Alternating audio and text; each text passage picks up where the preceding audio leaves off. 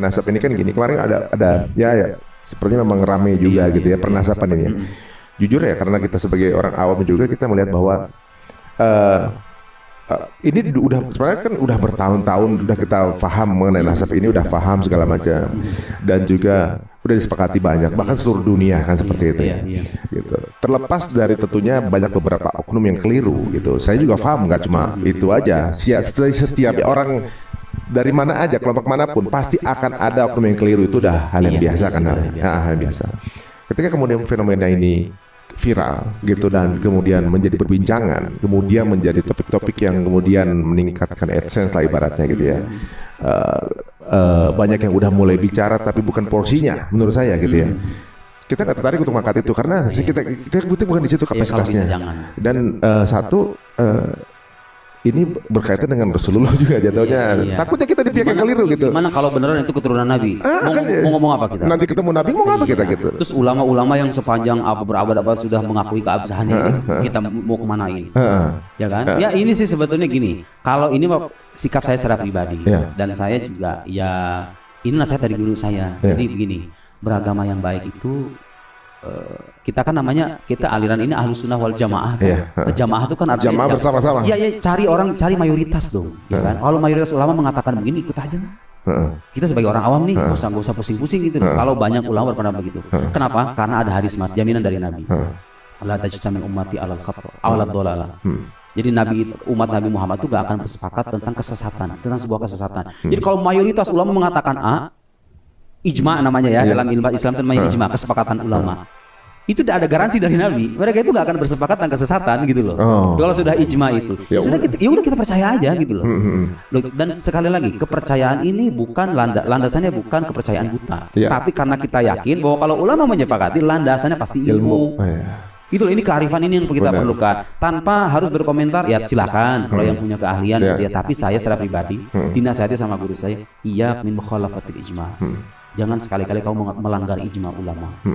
Ulama itu pewaris para nabi loh, warasatul anbiya. Kita ini kalau pengen beragama seperti yang diinginkan sama Nabi, ya ikuti ulama aja. Ulama-ulama beneran ahli loh ya, bukan ulama istilahnya yang diulamakan. Ulama yang keilmuannya sudah teruji. Ulama-ulama kita itu yang besar, orang kita berbuan jilid itu. Kita percaya sama mereka. Dan kepercayaan kita itu gini, kalau sekarang saya percaya Mas Ari andai kan dokter, saya percaya dengan penjelasan Mas Ari karena Mas Ari punya kepakaran dalam kedokteran. Salah nggak? Ya enggak. Ya enggak, itu logi. Justru itu tuntunannya begitu kan. Masa setiap kali kita pergi ke rumah sakit, kita kritik dokter ini, ya Anda nggak bakal sembuh-sembuh dong kalau gitu. Karena rasa ya ada sisi ngerasa lebih pinter gitu. Karena ada yang saya tahu kamu enggak gitu ya. Kadang ada hawa nafsu itu di situ tuh. Kadang nafsu manusia itu kadang-kadang kan suka ada dorongan-dorongan untuk mencari hal-hal yang aneh gitu kan, memunculkan pendapat-pendapat baru. Tapi kemarin ketika polemik itu muncul, saya juga memang ya dalam satu keputusan misalnya, contoh misalnya di politik ya, untuk saya mana yang saya memilih di mana ulama berada kan gitu. Lebih mudahnya itu kan. Bagi orang awam sebetulnya itu cocok. Itu udah paling mudah menurut saya, dia dimudahkan. Nah, ketika ada hal ini, saya juga mengambil keputusan itu. Nah, tapi ada satu hal di mana kebijakan yang kemudian membuka komunikasi waktu itu kan dari Robitoh yang kemudian membuka live diskusi debatnya dibuka secara live. Ini menarik untuk anak sekarang karena walaupun kita kayaknya ya tadi keberpihakan itu ada keberpihakan ke satu sisi, tapi juga emang pengen dengar sih apa sih landasan ilmiahnya. Seharusnya sih itu debat itu harusnya berlangsung antara yang betul-betul mempromosikan penolakan dengan yang mempertahankan. Itu seru itu kalau terjadi. Makanya kemudian ketika live itu ada, jujur saya juga termasuk yang menunggu pengen tahu dasarnya apa. Termasuk saya. Antum juga gitu ya. Pengen tahu. Kemudian katanya ini sudah kedua kalinya kalau nggak salah nggak hadir. Nah makin yakin kalau orang memiliki satu pandangan argumentasi yang berdasarkan keilmuan tinggal di challenge aja kan gitu. Jatuhnya ya setiap teori kan bisa aja sepakat atau nggak sepakat, tapi mau sekali challenge. Kayak guru Gembul itu kan dia berani datang kan. Nah itu saya respect. Jadi, karena beliau datang kan gitu kan. Jadi gini mas, gunanya debat terbuka itu gunanya saya merasakan impact itu luar biasa, menyadarkan orang itu luar biasa. Apalagi kita hidup di zaman internet kayak gini nih. Dengan adanya debat terbuka itu orang jadi tahu gitu loh. Ini mana yang benar, mana yang enggak, mana yang rasional, mana yang enggak, mana yang berbasis data, mana yang asal ngomong doang. Itu kan penting. Jadi kita tanpa mengajak, ayo jangan gini, enggak, cukup kita perlihatkan aja ini orang ini pandangannya begini, saya bantahan. Kalau terlihat bantahan kita, ya orang juga akan menilai sendiri kok. Sadar dengan dirinya. terutama yang nggak fanatik loh ya. Yeah. Kalau yang fanatik udah nggak ada cerita itu. Mereka mau kita ngomong 1000 dalil sekalipun, enggak, bagi anda salah, ya sudah selesai, terserah kamu. Tapi itu tradisi intelektual yang sudah diperkenalkan oleh para ulama dulu. Saya pernah bercerita tentang mazhab Mu'tazilah. Mazhab Mu'tazilah ini satu sekte dalam Islam yang punya pikiran-pikiran menyimpang. Mazhab resmi negara di era Abbasiyah. Mazhab resmi negara kan punya kekuatan politik kan. Tapi itu sampai sekarang nggak ada sisanya loh. Sebagai sebuah mazhab udah nggak ada, udah hilang. Kenapa? Karena para ulama Sunni, ulama Ahlus Sunnah itu tampil munadharah itu artinya debat terbuka. Itu udah biasa ulama dulu kayak gitu. Sehingga kecacatan mazhab ini tersingkap sedemikian intens gitu kan. Akhirnya apa, orang sadar, wah ini mazhab udah nggak benar ini, ya kan? Jadi itu salah satu medium untuk menyadarkan dan mencerahkan publik. Debat-debat ilmiah terbuka itu saya kira itu sangat penting, itu zaman sekarang ya konteksnya. Apalagi orang lebih suka mengakses YouTube ketimbang baca buku, ya kan? Zaman sekarang. Sekarang kan lebih visual, gitu ya, auditori juga. Nah, tapi apapun hasilnya debat kemarin, saya juga respect juga sama Guru Gembul ya, karena hadir. Ya menurut saya nggak akan terjadi debat itu kalau nggak hadir gitu kan. Saya juga nggak bakal hadir di sini. Iya benar, ibaratnya. Tapi jadi antum jadi ditemukan gitu loh. Masalahnya gini kan, ibaratnya ini kata Allah ya, mungkin hal ini terjadi karena emang udah waktunya gitu antum menjadi bagian dari yang tampil di permukaan. Tapi walaupun begitu, mudah-mudahan ya misal Guru Gembul juga menyaksikan ini, kemudian beliau juga melakukan riset lagi, yang kemudian kita bisa menjadi semeja di pihak yang sama kan gitu. Insya Allah mudah-mudahan jadi yang ya kita sama-sama mencerdaskan bangsa ini.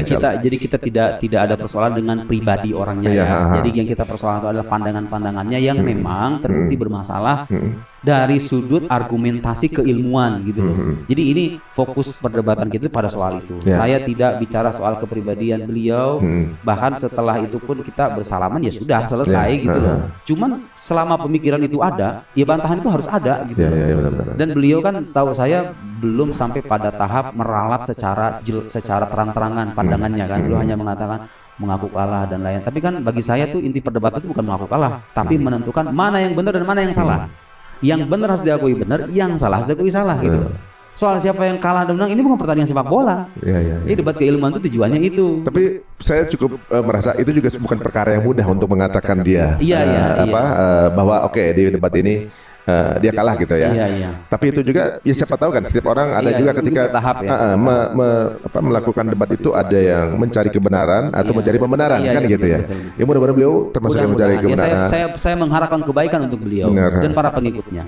Tugas saya hanya menyampaikan. Anda mau terima apa enggak bukan urusan saya. Urusan Anda sama Tuhan Anda. Saya alhamdulillah diberikan kemampuan untuk menyampaikan. Ya sudah selesai gitu. Nabi aja disuruhnya menyampaikan kok, masa saya maksa-maksa Anda? Ya saya siapa gitu loh kan? Ya saya hanya menyampaikan ini loh yang benar begini, argumentasinya begini, landasannya ini, referensinya ini. Mau percaya? Alhamdulillah. Enggak mau, selesai. Terserah Anda. Ya tapi memang di debat kemarin memang mengasihkan sih dilihat. Karena bukan pembicaranya juga, ternyata penontonnya juga mengasihkan. Saya tuh ngeliatnya, wah dia nonton juga berilmu gitu, yang ini jadi penuh gizi lah. Saya nonton aja berasa jadi bodoh banget gitu. Jujur aja saya ini benar-benar berarti memang ilmu ini Quran ini sumber ilmunya nggak terbatas ini, benar-benar. Nggak ada telat untuk belajar. Iya. Insya Allah mudah-mudahan jadi memudahkan sebenarnya orang Islam tuh. Kalau yang lagi nggak punya waktu untuk belajar, ikutin aja pada gurunya kan, ya mudah kan gitu. Lagi nyetir mobil gitu kan, saya aja sampai sekarang masih begitu kok. Kadang-kadang kalau misalnya di mobil, daripada kita nganggur gitu kan, ya dengerin aja YouTube ya dari orang-orang memang secara keilmuan itu bisa dipercaya gitu kan. Untuk menambah wawasan. Ini belajar itu nggak ada batasnya. Saya masih belajar, Mas Ari masih belajar, orang-orang di luar sana juga seharusnya belajar. Karena kewajiban kita yang paling pokok itu Mas, kewajiban kita ini sebagai muslim, kadang sebagai muslim nggak sadar. Kita ini kan ibadah, sholat, puasa, buat siapa sih? Buat Tuhan kan? Bukan buat kita sendiri. Iya, buat Tuhan kan, buat Allah Subhanahu wa Ta'ala. Jadi tuntutan kita itu, kita harus mengenal dong sosok yang kita sembah ini gitu. Masa Anda ibadah kepada Tuhan, Tuhannya nggak ada kenal? Jadi makanya belajar akidah itu hukumnya wajib, fardu ain. Setiap muslim itu wajib minimal dasar-dasarnya. Ini Tuhan tuh kalau ada buktinya apa? Oh ini. Nabi Muhammad tuh katanya Nabi, buktinya apa? Kayak tadi saya jelaskan. Quran tuh katanya firman Allah, buktinya apa? Ini. Allah itu punya sifat apa aja? Allah punya sifat wujud, qidam, baqa, mukhalafah. Itu artinya apa aja? Dasar-dasar aja, gitu kan? Supaya Anda ketika beribadah itu tahu, oh saya menyembah Tuhan yang memang benar-benar ada, bukti keberadaannya jelas, punya sifat-sifat, landasannya juga jelas, gitu kan? Saya mengakui Nabi Muhammad sebagai Nabi, sejarah hidupnya jelas, kemudian kenabiannya juga jelas, gitu kan? Jadi kita beragama dengan kompas yang jelas, gitu loh. Jadi kalau udah mati itu nanti ditanya sama Allah, man robbuk? Allah. Siapa Tuhan kamu? Allah. Menabiuk siapa Nabi kamu? Nabi Muhammad, gitu kan. Anda nggak bisa bahasa Arab kalau iman tertanam secara mantap dalam hati, Anda bisa menjawab itu. Dengan seluruh kekayaan dan pencapaian duniawi kita yang kita miliki sekarang, kalau iman itu nggak ada, lenyap dong semuanya. Apa? Emang kita mau bawa apaan? Iya, nggak kebawa juga. Kita cuma mampir berapa tahun? Saya sekarang 30 tahun, mungkin secara statistik manusia normal mungkin 30 tahun lagi, 60 tahun atau mungkin lebih dari itu 40 tahun, nah paling panjang begitu. Udah bawa apa gitu? Kita mau ngapain sih? Habis itu, kan kita udah selesai mati nih. Nah, orang-orang ateis itu kadang-kadang mereka akan kebingungan. Bagi mereka mati itu sudah selesai, akhir dari segalanya. Orang beragama punya optimisme lebih. Bagi saya, bagi kita semua, kematian bukan segala-galanya, bukan akhir dari segala-galanya. Itu kita hanya mampir di sini. Justru kehidupan yang sesungguhnya itu ada di sono. Justru sebentar lagi kita turun nih. Orang beragama seharusnya hidup dengan optimisme yang lebih tinggi ketimbang orang yang tidak beragama. Gak usah cemas dengan penderitaan yang Anda terima, gak usah khawatir dengan derita hidup, air mata yang tercucur di balik pipi Anda itu. Karena pada akhirnya semuanya akan selesai dan kita akan kembali kepada Tuhan. Makanya harus Anda kenal dari sekarang Tuhan itu bagaimana. Tak kenal maka tak sayang. Ya, kita harus belajar dan tidak ada kata terlambat. Bagi orang-orang yang mungkin selama ini belum tahu bahwa kita punya kewajiban itu, ayo dari sekarang kita belajar.